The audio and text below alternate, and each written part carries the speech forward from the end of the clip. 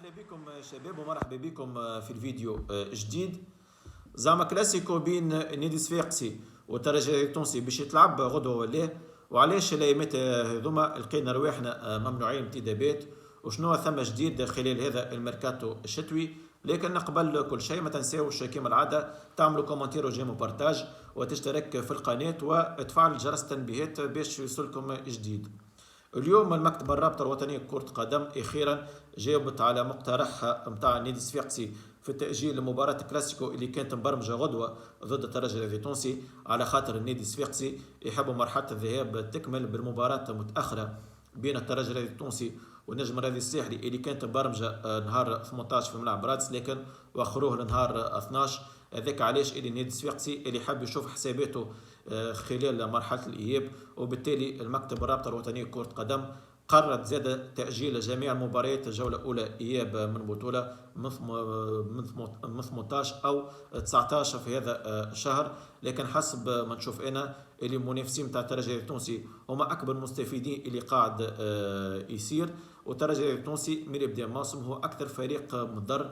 وصلنا لعبنا 8 مقابلات في ظرف 3 شهور، يعني كل مقابله نلعبوها مره في الجمعتين. الشيء هذايا ينجم ياثر على اللاعبيه نتاعنا على مستوى البدني والذهني، وينجم ياثر على عمل اطار فني ما يخليش يلقى تركيبه فنيه قادر ان يستعملها تلت هذا الموسم. لكن ان شاء الله الموسم الكروي تكمل على خير، وفي اخر موسم نشوفوا الترجي التونسي هو متوج باللقب البطوله المره السابعه توالي، وان شاء الله زاد اللقب دوري ابطال افريقيا المره 5 في التاريخ يكون من نصيبنا.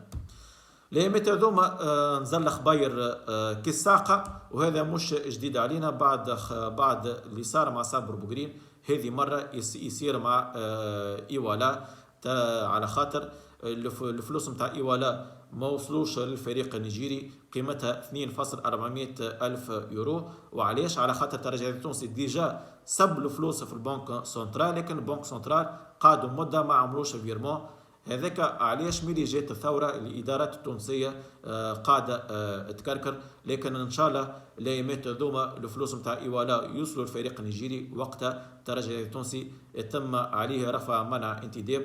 وزاد ثم مشكله اخرى جات امبارح اللي هو مدرب نتاعنا السابق راضي جعادي قدم شكوى للجنه النزاعات للفيفا، طلب انه باش ياخذ مستحقاته نتاعو قيمتها 50 ألف يورو. لكن ان شاء الله الايامات هذوما الترجي التونسي يتفاوض مع مدرب السابق راضي جعادي ويلقاو حلول بالطريقه، وان شاء الله الاشكال هذايا يفضوا ما عادش نشوفوها.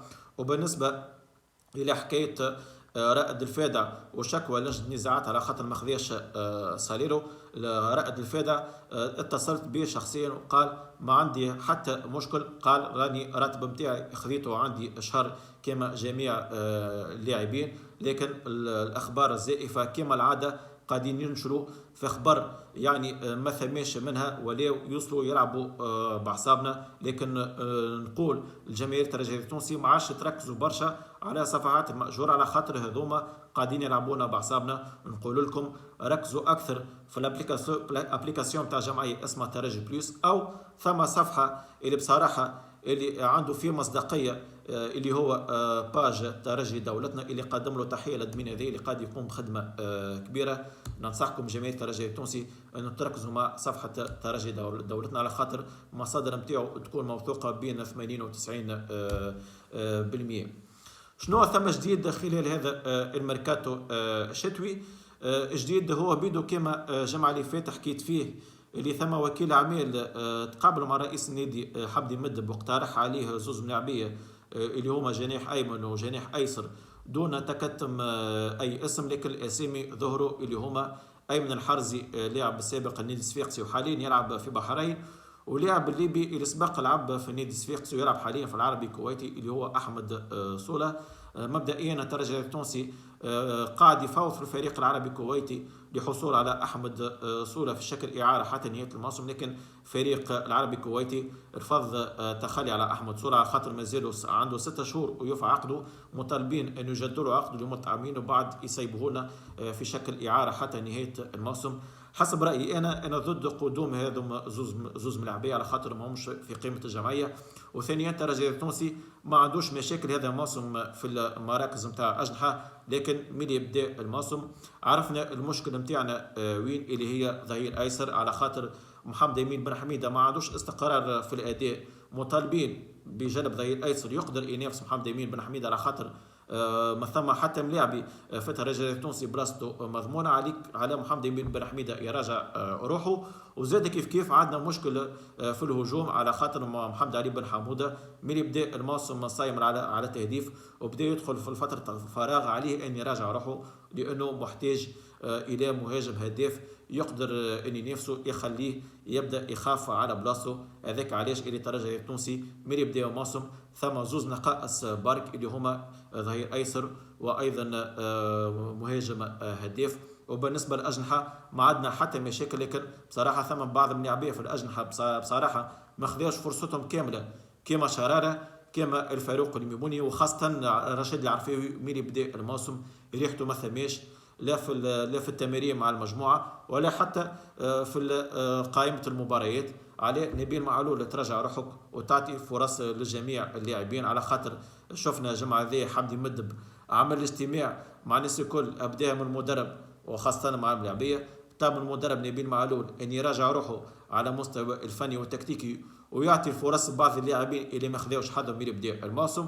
وزاد كيف عمل اجتماع مع اللاعبيه طلب منهم ان يراجعوا رواحهم على خاطرهم لازمهم يعرفوا رواحهم اللي يلعبوا في جمعيه كبيره اسمها الترجي التونسي، ومازال قدامنا شهر على بدايه دوري ابطال افريقيا. هذاك علاش يلزمنا الناس الكل رجعوا رواحنا، سينو كان باش نكملوا بالطريقه هذه رانا ما عندنا وين نوصلوا سواء في البطوله او حتى في الشامبيونز ليج.